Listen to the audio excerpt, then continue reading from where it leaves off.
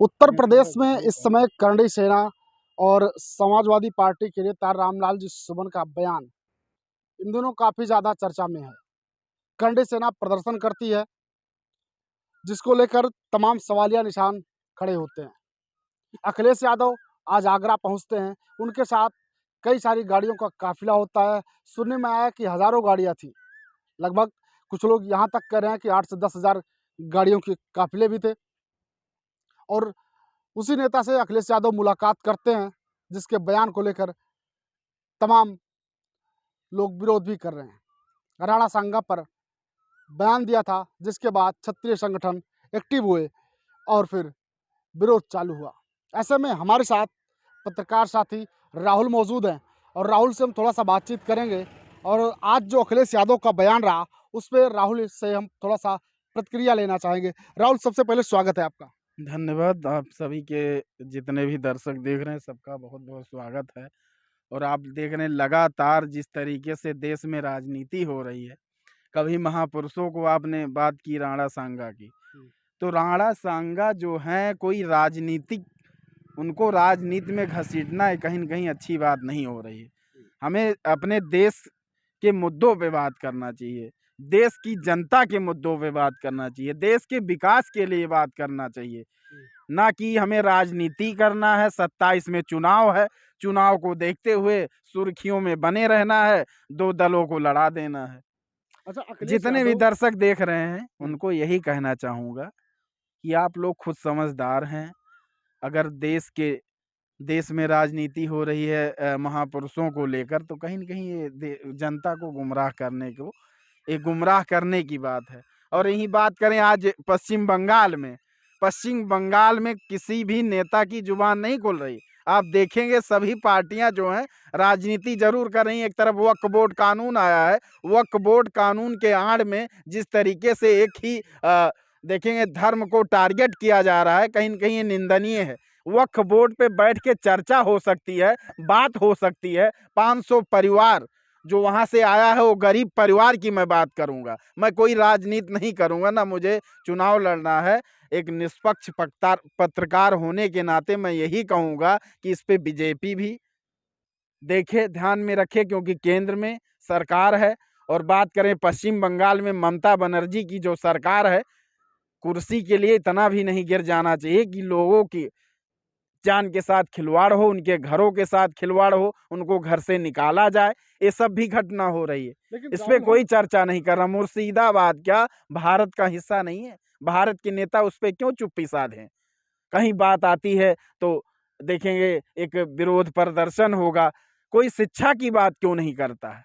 Private की अभी बात करें, विद्यालय में जिस तरीके से वो वसूली चल रही है, उस पे कोई चर्चा नहीं कर रहा है। राहुल, हम बात करेंगे अखिलेश यादव के आज आगरा दौरे की। अखिलेश यादव ने क्या कुछ कहा उस पर। हम आज बात पश्चिम बंगाल पर नहीं कर रहे हैं। राणा सांगा का जो मामला चल रहा है, विवाद जो हुआ समाजवादी पार्टी के नेता के बयान की वजह से ही ये मामला काफ़ी ज़्यादा सुर्खियों में आया। और अब अखिलेश यादव का सीधे सीधे निशाना योगी आदित्यनाथ पर है। सूबे के मुख्यमंत्री है, उन्होंने कहा कि सरकार से फंडिंग होती है। क्या करणी सेना को वर्तमान सरकार फंडिंग कर रही है?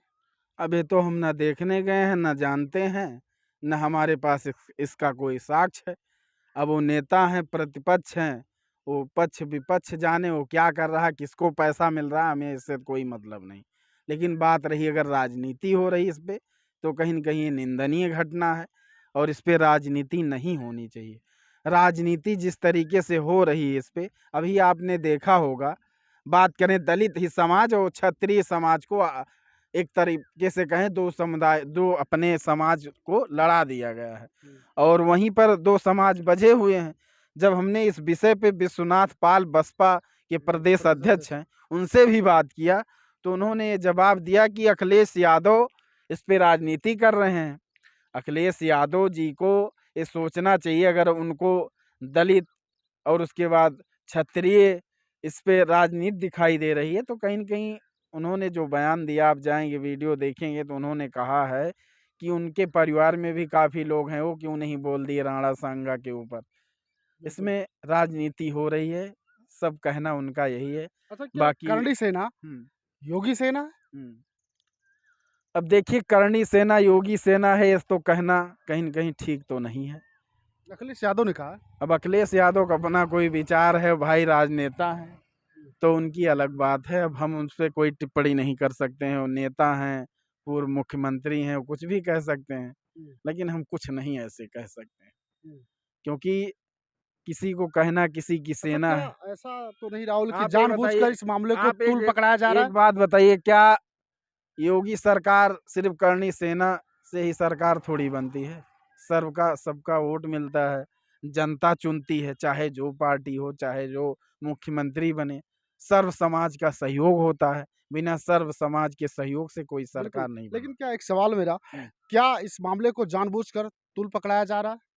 क्या दलित बनाम क्षत्रिय की राजनीति करने का प्रयास है? देखिए, राजनेता है तो राजनीति तो होगी ही। चुनाव है, बिना राजनीति के छल बल धन बल सब लगाते हैं। राजनीति में तो ये तो जायज है, एक कहावत है, तो आप समझ ही रहे हैं। बाकी हमारा जो विचार है, इस पे यही कहना चाहेंगे, इस पे राजनीति नहीं होनी चाहिए। वो जो हमारे देश के वीर पुरुष, महान पुरुष थे, उनको राजनीति में घसीट के लाके सुर्खियों में बने रहना, ये कहीं न कहीं कुछ लोगों को जब वायरल होना होता है, सुर्खियों में बने रहना होता है, तो कुछ ना कुछ फर्जी टिप्पणी ऐसे होती रहती है। उसको तूल ना पकड़ाया जाए। तो एक वीर पुरुष थे और देश की आन बान शान के लिए लड़े। 80 घाव एक हाथ। राणा सांगा जी एक देखेंगे महान पुरुष थे, राष्ट्र और देश के लिए लड़ाई लड़ी, तो उनके ऊपर टिप्पणी करना कहीं न अच्छा, कहीं कहीं निंदनीय। ऐसा तो नहीं कि रामलाल जी सुमन है, उनको एक बड़े दलित चेहरे के रूप में प्रेजेंट करने का प्रयास हो 2027 के लिए, इस वजह से इस तरीके का बयान दिलाया गया देखिए, हो? दलित समाज भी कोई ऐसा नहीं है, सब जागरूक हैं, सब समझदार हो गए हैं। किसको वोट करना है, किसी को लाके खड़ा कर देना, जनता है, वो न्याय कर देगी। चुनाव आएगा, उसमें किसको आना है, किसको नहीं, वो जनता तय करेगी। तो अखिलेश यादव के बयान पर आप क्या कहेंगे? जो अखिलेश यादव ने आज आगरा पहुंचकर कहा, उनकी बातें सुनने के बाद, या फिर हमारे साथ जो पत्रकार साथी राहुल मौजूद थे, राहुल की बातें सुनने के बाद आप क्या कहेंगे? कमेंट सेक्शन में जाइएगा, कमेंट कीजिएगा और कमेंट करके अपनी प्रतिक्रिया हमें ज़रूर दीजिएगा। बहरहाल अभी के लिए बस इतना ही। देखते रहिए सरयू टीवी न्यूज़।